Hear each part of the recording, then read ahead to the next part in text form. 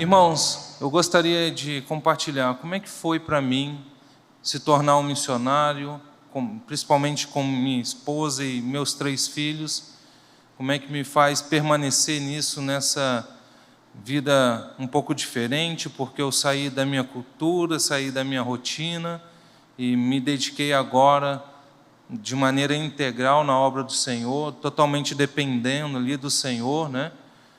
Eu tenho possibilidade de trabalhar para me sustentar, mas ali eu me rendo ao Senhor, esperando que Ele supra essas necessidades, eu avance nessa obra que Ele me chamou. E assim Ele tem feito, de várias formas, e uma delas é o recurso que a igreja tem nos dado, né? Os recursos de vocês têm chegado até nós, assim como o pastor falou, e isso tem contribuído com várias igrejas e irmãos de vários lugares. Eu vou falar mais um pouquinho disso durante a minha história.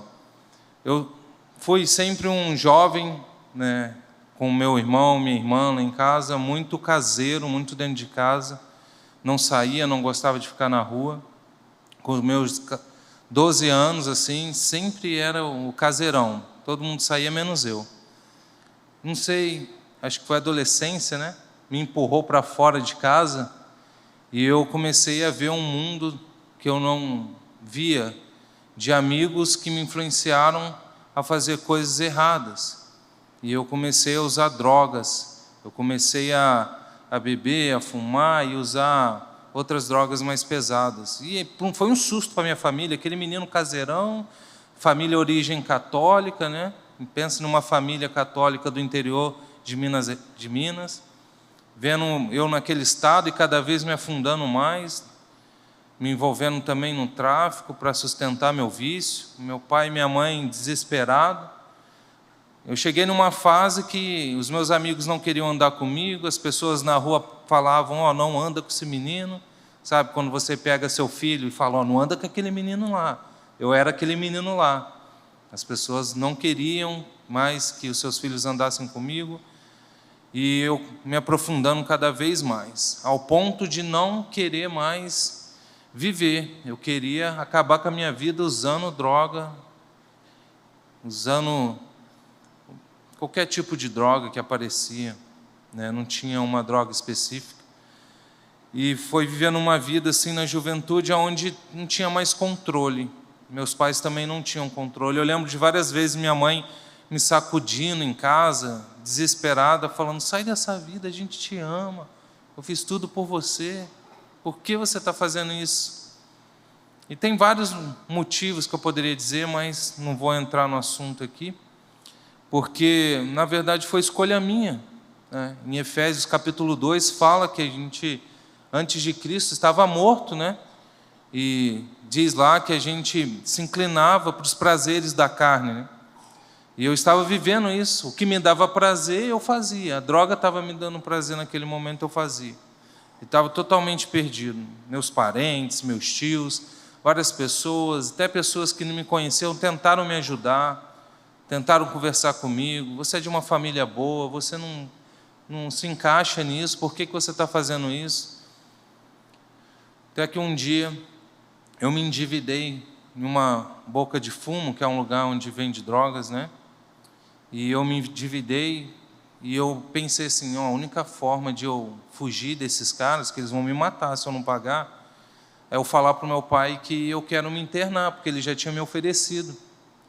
E eu fiz essa enganação na minha cabeça e falei para os meus pais que eu queria me internar, mas na verdade eu estava fugindo. Me levaram para uma clínica e nessa clínica eu não quis ficar logo no primeiro dia, mas o rapaz disse lá dentro para mim, olha, por que você não dá só uma semana de descanso para sua mãe? Fica aqui uma semana só, se você quiser ir embora depois você vai. Ele viu o estado da minha mãe quando me deixou lá, e eu pensei, poxa, é verdade. Eu lembrei que toda noite quando eu chegava de madrugada, depois de alguns dias fora de casa, minha mãe estava na sacada me esperando. E era frio, neblina, né? Lá Pé de Serra, Resende, e ela me via chegando da esquina e já ia dormir. Aí ela descansava, porque o filho chegou em casa. Eu falei, eu vou dar uma semana para minha mãe. E nessa uma semana, eu comecei a conviver com os crentes ali. as pessoas ali que estavam buscando em Deus, né, a sua cura ali. E eu nunca acreditei em Deus de verdade. Na verdade, eu era aquele ateu sem vergonha, sabe? Aquele que falava que era ateu para as pessoas, mas se a coisa apertava, falava, ai meu Deus, me ajuda. Mentira dessa. Você conhece gente assim? Não, eu sou ateu, mas aí quando o calo aperta, ai meu Deus. Ué, eu era assim. Sabia que existia um único Deus todo-poderoso, né? Mas não queria reconhecer isso. Ia por discursos, né, que hoje tem bastante aí, né? Que Deus não existe, que é a ciência, não sei o quê. Bom, nesse lugar, eu me rendi ao Senhor. Eu me coloquei diante de Deus e falei, realmente, Deus, o Senhor é real. Tem fundamento, tudo aquilo que vocês estão falando aqui dentro, na clínica, né? Tem fundamento de Cristo ter morrido, de resolver o problema da humanidade, que é o pecado, que é a maldade. E eu acreditei na salvação, acreditei que era de graça, eu não merecia mesmo. Eu merecia outras coisas, ser preso, ser morto, mas não aquilo que Deus me deu naquele lugar.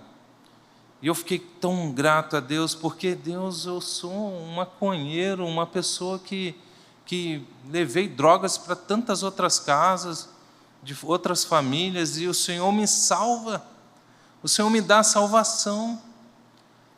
Eu fiquei tão grato, meus irmãos, 15 anos atrás, tão feliz, que eu falei, eu vou viver para falar desse Deus. Não tem sentido eu fazer outra coisa na minha vida, porque esse Deus que eu falava que era conto de fadas, que era mentira, Ele é real, e Ele me salvou, e Ele fala comigo, e eu sei que é verdade. Então aquilo me pegou tão forte, que quando minha mãe e meu pai iam me visitar, eu falava, pai, perdão, mãe, perdoa, mas faz uma coisa para mim, por favor. Lê a Bíblia, porque Deus é real. Lê um versículo por dia, o que for. Eu sei que Deus é real agora, eu sei que é verdade, eu sei que eu perdi meu tempo.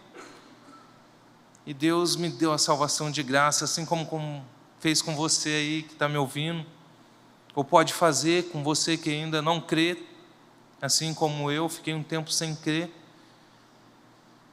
E ali naquele momento, aquela energia, aquela vontade de compartilhar essa verdade, outras pessoas, meus amigos. Falei, tanta gente que tinha a mesma ideia que a minha, de que Deus não existia. Agora eu posso ir, explicar, mostrar na Bíblia, ó, Deus é real, enviou Jesus para nos salvar, para resolver esse problema do pecado, esse desejo nosso da maldade. E eu vi isso, várias pessoas fazendo maldade sem motivo. Eu vi várias vezes isso acontecer, e eu tinha explicação ali, é o pecado, estamos longe de Deus.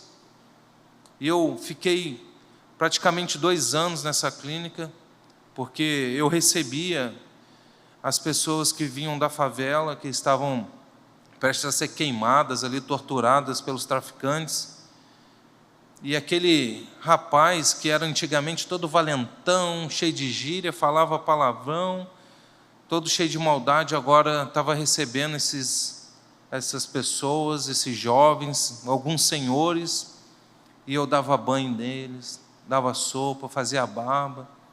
Minha mãe não acreditava, o que aconteceu com meu filho? Foi o Evangelho. O Evangelho me transformou. E eu fiquei 2 anos ali, eu falei, mãe, eu preciso sair, que eu quero estudar, que eu quero compartilhar de uma maneira correta o que eu aprendi. Eu não quero só ficar falando assim, eu preciso terminar meus estudos. Eu saí da clínica, minha mãe ficou apavorada, com medo de reviver o que aconteceu, mas ela via que eu estava ali diferente, e deu paz para ela. Eu comecei a estudar, terminei os estudos, continuei, encontrei uma igreja sadia, que me ensinou a caminhar com Jesus ali no meio da sociedade, já não dentro de uma clínica mais, me ajudando a lutar com ainda alguns prazeres que estavam escondidos no meu coração, e eu precisava controlá-los para a glória de Deus.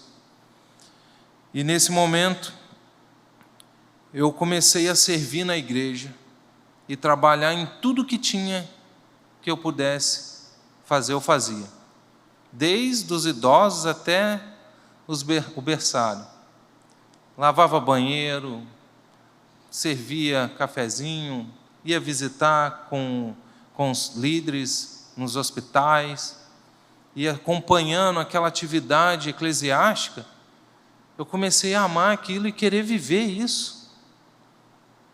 E quando eu comecei a trabalhar, fui para uma fábrica, porque na minha cidade tem um polo industrial, comecei a trabalhar nas fábricas, eu começava a compartilhar lá, criava culto de oração dentro da fábrica. Aonde eu ia era Jesus e Deus, agora acabou. Não tinha mais outra coisa para fazer. E ali foi tão intenso que eu vi que não, tem que ser tudo que eu tenho agora. Tudo que sou, eu quero viver de forma integral na obra do Senhor. E eu fui conversar com o meu líder, como é que é esse processo? Aí ele me ensinou, normalmente vai para um seminário, você fica um tempo lá, estuda, depois você escolhe uma área de atuação e vai aonde Deus te chamar. Eu falei, eu quero fazer isso. E nesse período eu conheci a Keila, minha esposa, né? E eu falei com ela já, a gente vai namorar comigo, a gente vai casar, se Deus permitir, mas sabe de uma coisa, eu vou viver na obra, e eu vou largar tudo aqui e eu vou ir. Você vai comigo? Ela falou que sim, falou que vai. Eu falei, então, estamos juntos. E um detalhe que eu não contei, é que o pai dela foi um dos pastores que me levou na clínica. Olha o que ele arrumou, né? Isso daí, ajuda e de repente, né? Senhor, quem menos espera, né? O Senhor salva. E aí a gente decidiu isso junto e levou para a nossa liderança, nosso desejo de estudar teologia para poder compartilhar em lugares onde não tem igreja. A gente falou, a gente quer ir aonde não tem. E aí a nossa liderança pediu mais um tempo, uma igreja independente lá no Rio de Janeiro, ainda aprendendo, caminhando muita coisa no processo, né? Aí esperamos 7 anos nesse processo. Ansiedade, uma vontade de largar tudo, mas ainda testemunhando onde Deus nos levava, né? Trabalhamos com os adolescentes, com os jovens, vimos gerações mudando, o que Deus estava fazendo na juventude. E ali, quando chegou a etapa, a gente foi para Atibaia. Foi ali que deu início, que eu conto que foi 7 anos. Porque ali eu saí mesmo, abandonei, vendi, depois que a gente casou, a gente vendeu tudo que tinha, nossa casa, nosso carro, e fomos para o seminário. E agora vai ser assim, vamos aonde Deus nos levar. Ficamos 3 anos em Atibaia, depois a gente terminou lá, a gente ainda estava indeciso, porque olha só a cabeça do seminarista. Falou, Deus, aonde precisar mais a gente vai. Aonde que precisa mais, gente? Aqui na esquina precisa mais. Todo lugar precisa. E eu estava querendo um lugar que precisa mais. Ainda difícil. Na verdade, eu estava lutando com os indígenas, irmãos. Eu estava bem resistente a querer ir trabalhar com os indígenas. Eu estava cheio de preconceito, porque eu não conhecia.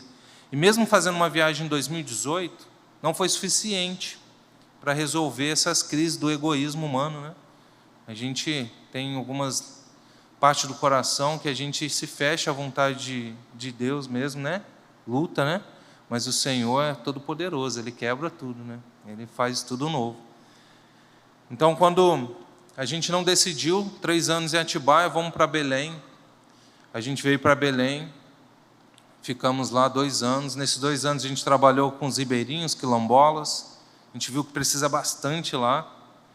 Só que uma ida nossa, em 2018, para Boa Vista, quando a gente visitou os indígenas, a gente viu, poxa, é possível a nossa família morar aqui. É possível. Não é tão assustador assim. Eu ainda vou confessar uma coisa aqui, vai ficar gravado, né? Mas eu vou falar. Eu sou um missionário meio medroso assim, irmãos. Eu sou um missionário, mas eu tenho medo de onça, de cobra, né? Venci meu medo com morcego, acredite, né? Porque não teve jeito, aonde a gente dorme, cada vez mais tem vários, né? E estou vencendo, né? Espero que até eu completar meus 40 anos de ministério, igual o pastor assim, eu não encontre onça nenhuma pela frente, né? Mas o medo está lá. só não vou deixar ele me dominar, porque eu vou para frente, mesmo com medo. E quando a gente resolveu ir fazer uma visita para os indígenas e descobriu que era possível, né? Ser uma família ali, não é nada daquilo que eu imaginava, não. Dá para morar aqui, dá para pregar aqui, dá para falar de Jesus para essas pessoas. Mas o que me chamou mais atenção foi a missão, porque eles estavam compostos por vários idosos. Cadê a juventude dessa missão? Cadê os jovens daqui? Não tinha. E eles mesmos compartilhavam, a gente precisa de missionário aqui, vem para cá. Eu fui para o sertão, é a mesma coisa. Só uns velhinhos lá, corajosos lá, que dá vergonha em mim, vários jovens aqui, que são crentes, porque eles estão na ativa lá, para frente mesmo. Se converteram na década de 80 lá, e essa juventude que agora está meio cansada aí, mas o Senhor ainda está dando força para eles, né? Nos pastorear, nos cuidar da gente, né? Nos ensinar a fazer missões, né? Vários irmãos missionários lá que estão cuidando de mim, me ajudando a crescer como missionário. E aquilo ficou gravado, e aquilo ali foi o que me determinou na minha escolha. Como eu falei, estava lá em Belém, conheci os ribeirinhos, conheci a necessidade, também nada impedia, né? Apesar do medo do barco virar várias vezes, né? Que esses rios enormes aqui, não fui ainda ver o Rio Preto aqui não, né? É Rio Preto? Rio Negro, né? Desculpa aí, dá um desconto, tá? E aí, eu com medo, né? Mas falei, não, dá para ser missionário aqui também. Mas mesmo assim, ficou aquela imagem, né, dos irmãos abrindo pista para o avião descer e eles pregarem nas aldeias. Falei, eu vou para lá ajudar. Eu vou para lá ajudar. E aí veio a pandemia, eu falei, não posso perder mais tempo não. Já foi 5 anos de estudo e de viagens missionárias, mas eu quero colocar minhas raízes em algum lugar. E ali eu decidi. Não teve nenhuma coisa assim, o chamado missionário. Não teve, irmãos. Não teve aquela sarça ardente que eu gostaria, né? De ouvir a voz de Deus, né? Wagner, eu quero você lá no sertão. Wagner, eu quero você lá. Não teve isso. Eu tive que escolher. E eu escolhi ir para os indígenas e para a missão da Meva. E era um absurdo, assim, porque tinha que levantar o sustento que a gente não imaginava por conta das viagens de avião, distância das aldeias. Estava muito incrédulo ainda. Depois de tudo que Deus fez nos 5 anos de seminário, de estudo ali, junto com as outras viagens, né, missionárias. Mas mesmo assim, a gente foi para Boa Vista. Aí a gente viu que o ministério que a gente ia trabalhar não era onde eu imaginava, porque eu imaginava que eu ia morar numa aldeia, numa selva, né? Chegar lá de avião. Eu lembro que nos últimos dias, indo embora de casa, da onde a gente estava lá em Belém, eu estava usando o liquidificador, o micro-ondas e já despedindo, né? Falei, eu não vou usar isso tão cedo, né? Mas também não é assim, tem energia lá, tem energia solar, né, irmãos? Mas eu estava já em imaginação indo longe, né? E aí, quando chegou na missão, falou, não, a gente precisa de alguém para ajudar as igrejas que já foram alcançadas. O Senhor já trouxe americanos para cá, investiram bastante, só que agora eles ficaram mais velhinhos do que a gente e foram embora. E essas igrejas precisam de teologia, precisam de ensino mais robusto para eles caminharem. Essas igrejas, elas precisam ser missionárias para eles mesmos saírem, os próprios indígenas saírem das suas aldeias e evangelizarem outras aldeias. Eu falei, eu quero participar disso. Eu posso ajudar a ensinar o que eu aprendi. E ali me chamaram, eu e minha família, para fazer parte do ministério Micali. Micali, que é Ministério de Capacitação da Liderança Indígena. É a sigla, Micali. E esse ministério, ele faz isso. Ele vai até as aldeias, fica um determinado tempo na aldeia, dá um treinamento específico, dá desafios para a igreja e para a liderança, vai embora, fica fazendo viagens, acompanhando e ajudando de longe. E a gente fez isso. Nosso primeiro ano, a gente ainda estava levantando recursos, ano passado. E a gente fez um ano de missão de carona, irmão, você acredita? Olha só, são 5 pessoas, minha família, pegando carona com um casal de idosos, né? Sergião e a Márcia. E eles, graças a Deus, conseguiram um recurso para comprar um carro de 8 lugares. Então a gente ia junto, enchia o carro dele de coisa assim, ia para a aldeia, descia lá e ministrava um curso. E o curso que a gente ficou responsável se chama Micali Missões, que é justamente isso.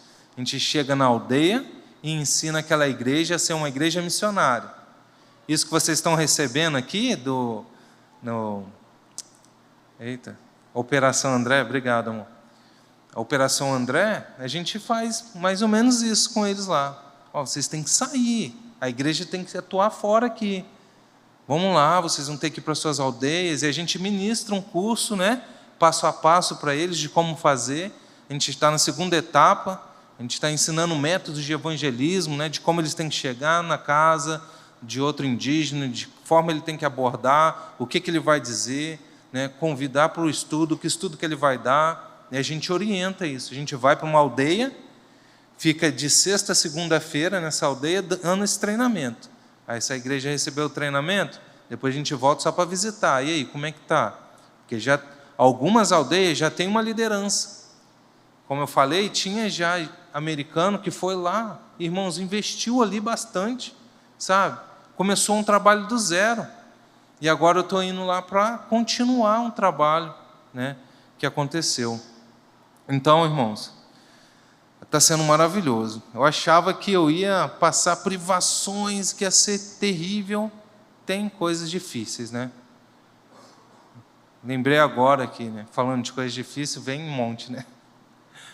Mas uma das experiências que eu tenho para dividir com vocês, recente, que a gente está vivendo de dificuldade, é ficar longe da nossa família. Mas ficar longe da nossa família, quando está tudo bem, ainda está tranquilo, porque a gente faz uma ligação de vídeo, né? Os netinhos veem o vovô e a vovó, eles pedem, né? Vovô, vovô, aí a gente liga, né? Mostra no celular. Várias aldeias, a maioria dos que a gente vai tem internet, acredite, né? A gente vai em um lugar mais afastado, com menos recursos, né? Não tem banheiro, mas tem internet. E a gente fala com nossos familiares, né? Lá da aldeia.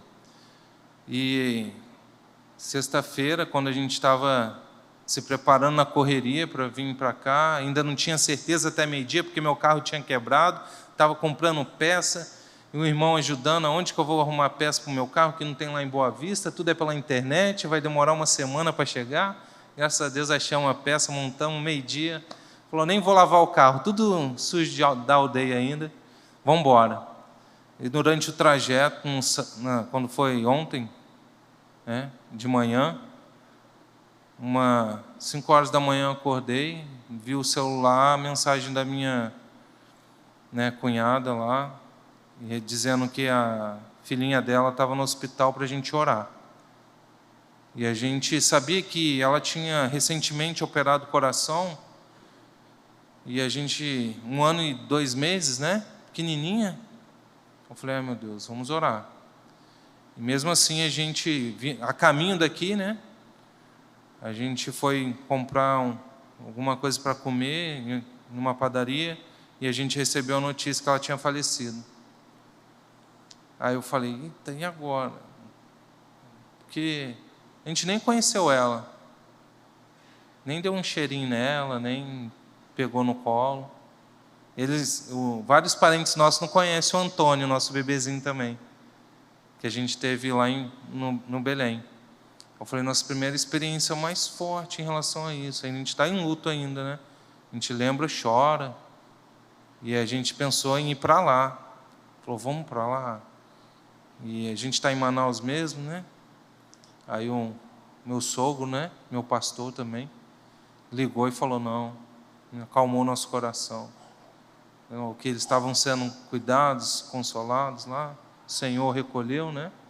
Bebezinha, acalmou, falou, cuida da sua saúde, foca na missão.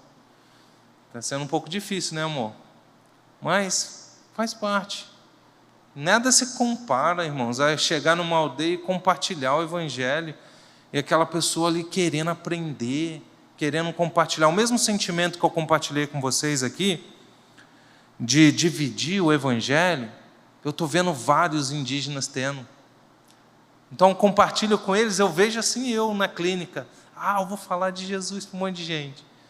E eles estão assim, então eu vejo, nossa, Deus vai fazer algo aqui, porque um monte de indígenas saindo das suas aldeias e evangelizando outras aldeias, e daqui para frente outras e outras, né?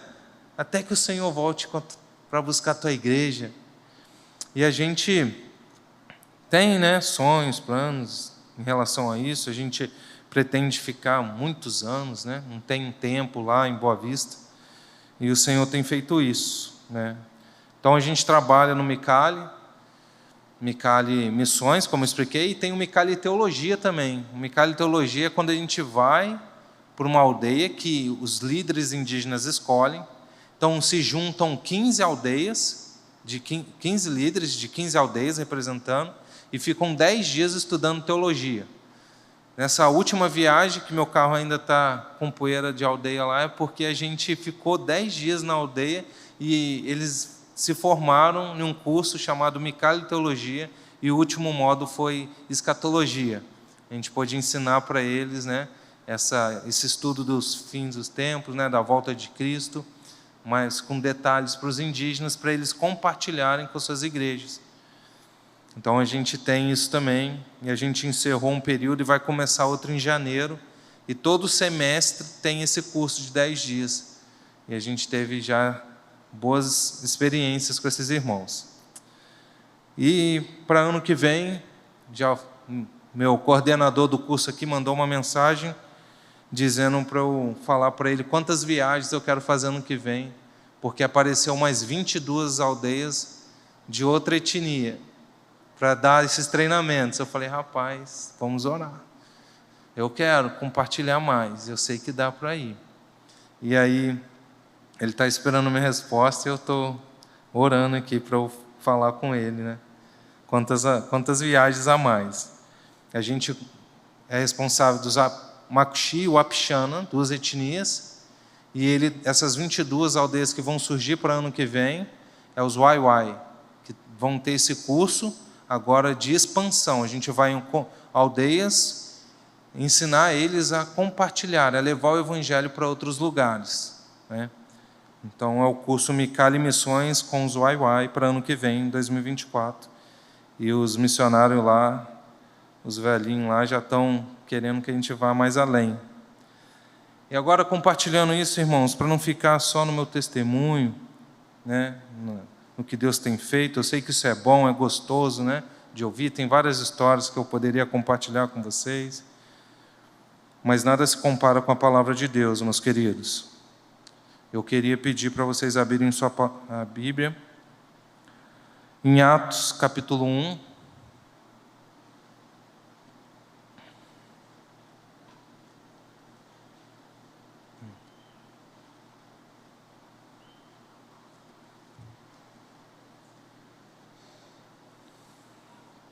Versículo 8.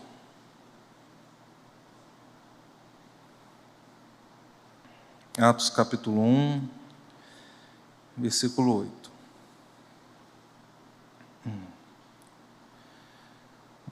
Mas receberão poder quando o Espírito Santo descer sobre vocês, e serão minhas testemunhas em Jerusalém, em toda a Judéia, Samaria e até os confins da terra. Irmãos, eu confesso que quando recebi a notícia de trazer a mensagem, eu pensei em vários outros textos. Inclusive tinha um fresquinho que eu tinha acabado de pregar para os indígenas, né, da igreja de Éfeso, ali em Apocalipse. Eu falei, esse texto é bom, Deus, nossa, falou tanto comigo, vou compartilhar com os irmãos. Só que eu fechava o olho e eu pensava, Atos 1:8, Atos 1:8. Aí quando eu vim de manhã aqui, eu ainda pensei, poxa, eu acho que eu vou compartilhar o texto de Tiago, porque é um texto que eu gosto tanto.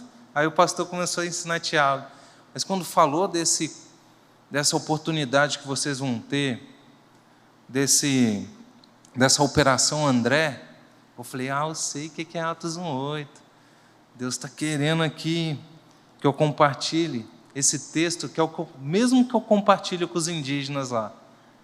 E eu vou compartilhar com vocês, e vocês vão saber por que desse texto. Irmãos, esse texto aqui, no comecinho da carta, Lucas continua, né, seu relato aqui para Teófilo, né? Ele já tinha escrito o Evangelho e agora ele continua aqui dando mais detalhes aqui sobre a obra do Senhor. E o que me chama a atenção é que ele fala que Jesus já estava ressuscitado e ele estava um período de mais ou menos 40 dias ali, conversando com seus discípulos, ensinando ainda mais, falando sobre o reino, né? O reino de Deus. E no versículo 4, ele deixa uma orientação, Jesus. Ele diz assim, ó, não saia de Jerusalém, mas esperem pela promessa de meu Pai, da qual falei a vocês. Pois João batizou com água, mas dentro de poucos dias vocês serão batizados com o Espírito Santo.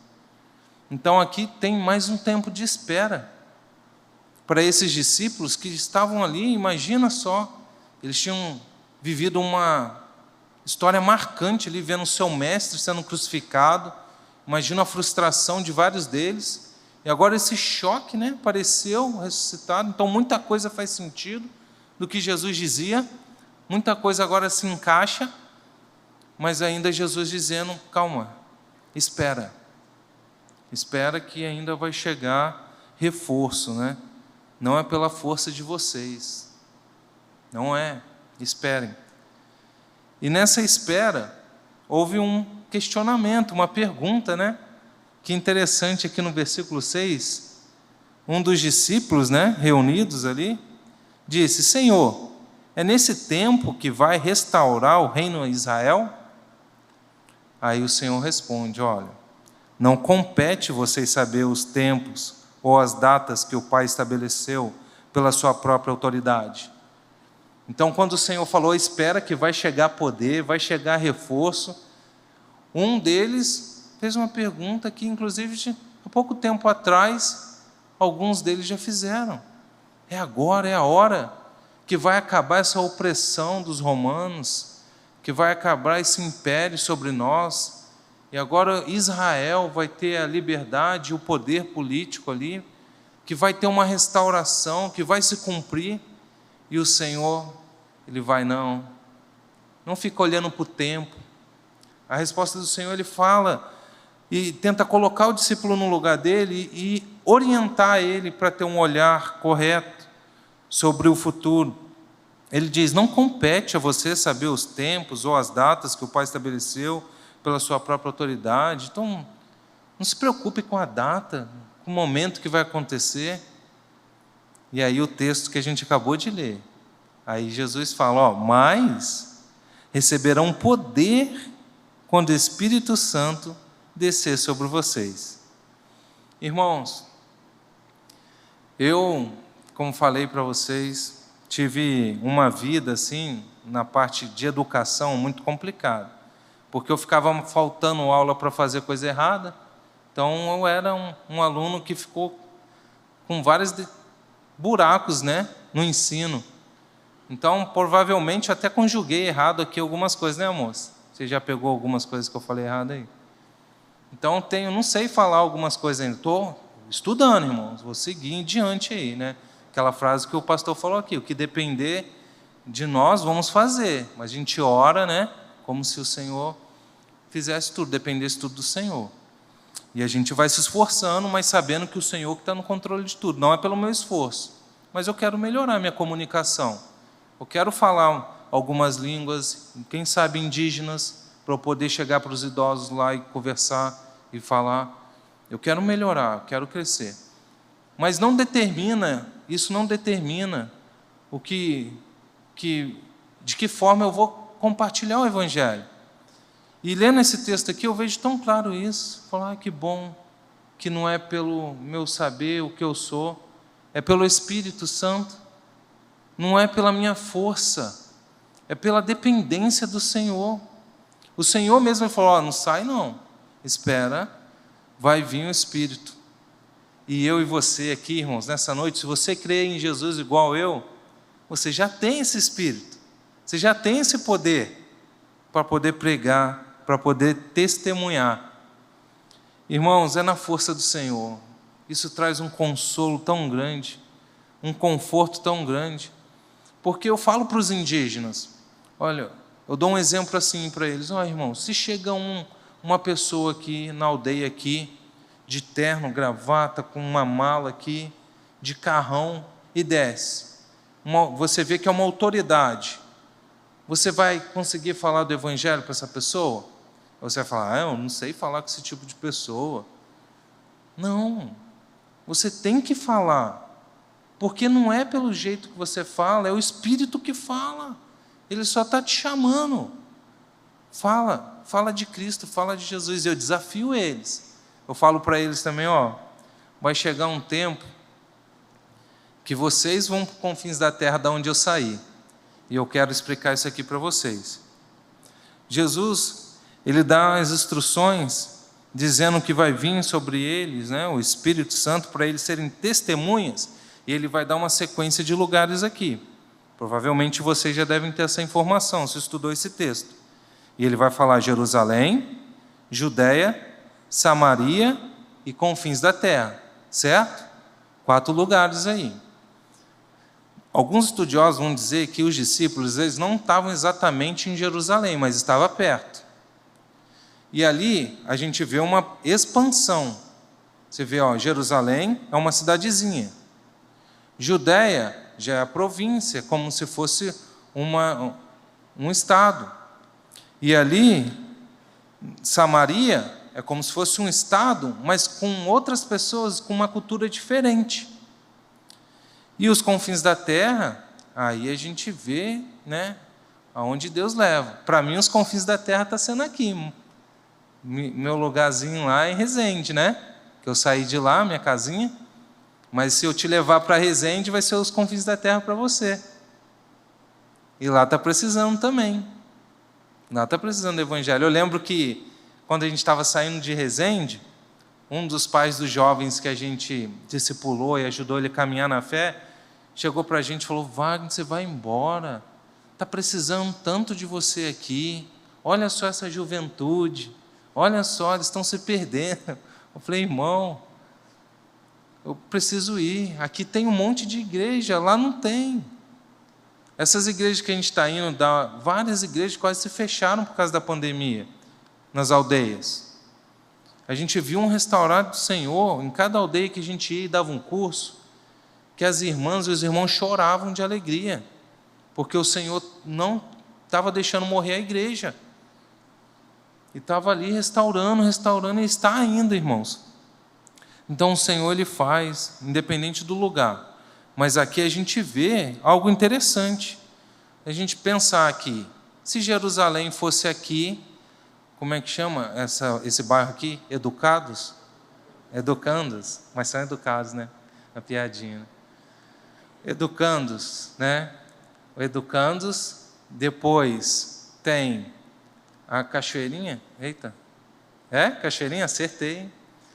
Depois, vamos pensar em Manaus, depois Amazonas, né, o estado, e depois confins da terra, irmãos.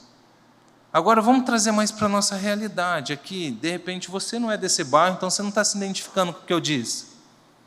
Aonde que é a sua Jerusalém? Sua casinha. Pensa na sua casa aí. Isso é Jerusalém. Agora imagina Jesus dizendo isso.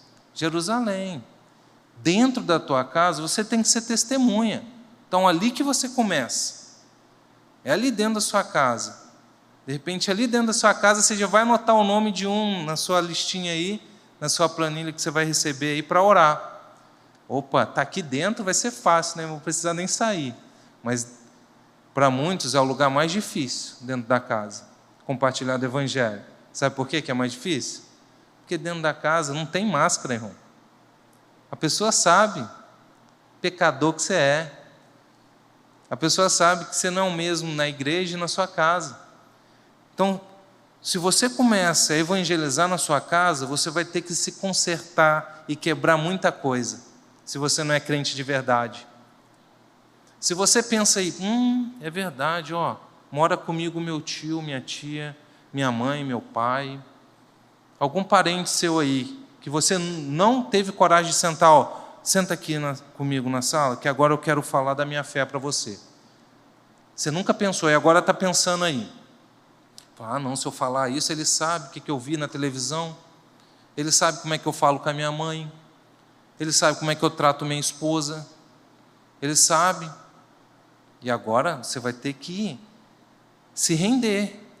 Se você ama Jesus, assim como eu, e quer falar do Evangelho, e você tem que começar na tua casa, você vai ter que se arrepender dos seus pecados.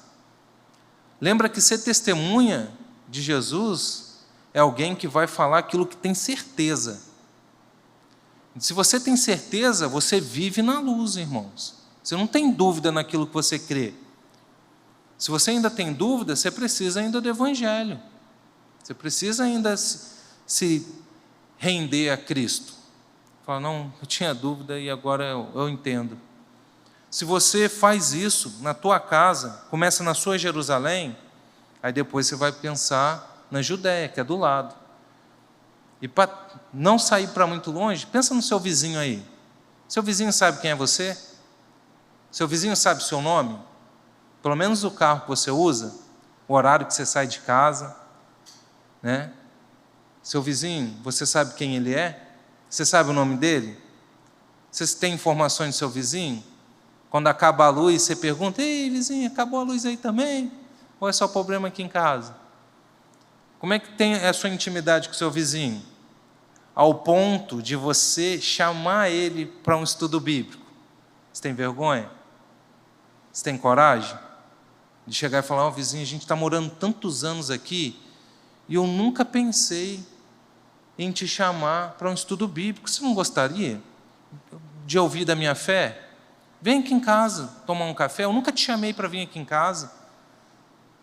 Nunca te chamei para sentar aqui. Ou o seu vizinho, ele ouve os gritos da sua casa. Ele sabe que você grita com a sua esposa. Ele sabe que você não tem paciência com seus filhos. Ele sabe o tipo de música que você escuta, que não tem nada a ver com o crente. Muito pelo contrário. O seu vizinho sabe quem é de você de verdade. E se você é crente e se identificou com essa realidade que eu estou compartilhando, você tem que se arrepender, irmão. Você tem que pedir perdão, pegar esse papelzinho aí, ó, anotar o nome, 1 mês de oração, e vou lá, irmão, você já ouviu eu discutindo com a minha esposa?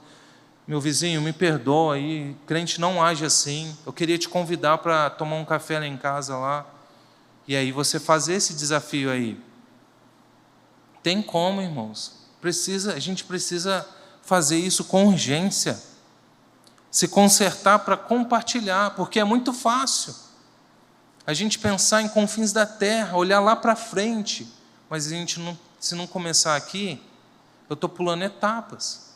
O próprio Jesus, ele já bota uma sequência, e a gente vê expansão, né? Com os indígenas eu falo, para a gente não esquecer esse ensino bíblico aqui, eu falo, a gente faz missão aqui, ali e além. Então começa aqui em casa, depois a gente vai na vizinhança, nas outras aldeias, e depois vai para os confins da terra.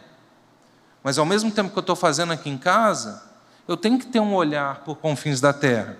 E é a grande oportunidade que vocês têm aqui, de ter 52 pessoas aqui, para vocês estarem orando e clamando e se envolvendo. Então você pode começar na sua casa, e você pode ainda estar com o olhar confins da terra, e com o coração disposto, quem sabe, você ir para esses confins da terra. Ou não, você mesmo sendo um missionário, no seu trabalho, na sua casa, com seus vizinhos. E essa oportunidade, essa maneira que a igreja criou de organizar e mobilizar você a fazer esse evangelismo, é um privilégio sem tamanho, meu irmão. Pega esse papelzinho, anota e vai orar, vai compartilhar desse Jesus que salva, e não julga, irmãos. Me julgaram.